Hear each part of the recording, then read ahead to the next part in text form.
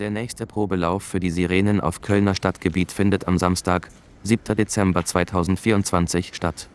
Dann überprüfen wir die Systeme wieder auf Funktionalität. Außerdem soll Ihnen der Probealarm vermitteln, wie Sie sich im Notfall verhalten sollen. Um 12 Uhr lösen wir alle Kölner Sirenen aus. Der Probealarm beginnt mit einem einminütigen Dauerton, der im Ernstfall Entwarnung bedeutet. Danach folgt eine 5-minütige Pause. Anschließend ist ab 12:06 Uhr ein einminütiger auf- und abschwellender Heulton zu hören. Dabei handelt es sich um das eigentliche Warnsignal, das bei einem echten Notfall auf eine Gefahrenlage hinweist. Nach einer weiteren 5-minütigen Pause schließt um 12:12 Uhr ein einminütiger Entwarnungsdauerton den Probealarm ab. Bitte suchen Sie im Ernstfall bei einer Auslösung der Sirenen geschlossene Räume auf und nehmen passierende Personen bei sich auf. Halten Sie Türen und Fenster geschlossen und schalten das Radio ein.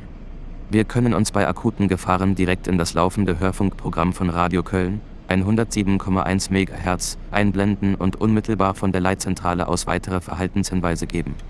Aktuelle Informationen gehen von uns umgehend auch an die Internetredaktionen, die Leitstelle der Kölner Verkehrsbetriebe und über Cell Broadcast an funktionsfähige Smartphones und Handys. Des Weiteren informieren wir Sie auf unserer Internetseite über die Warn-App Nina, Stadtwerbetafeln, X, ehemals Twitter, Köln und Facebook Stadt Köln. Ebenso können Sie die Meldungen auch als RSS-Feed abonnieren. Im Ernstfall setzen wir gegebenenfalls auch Lautsprecherwagen ein. Die Rückmeldungen, ob und wie die Sirenen funktionieren, erfolgt durch ein Zustandsüberwachungssystem. Das System meldet, ob die Sirenen auch tatsächlich einen Ton abgegeben haben.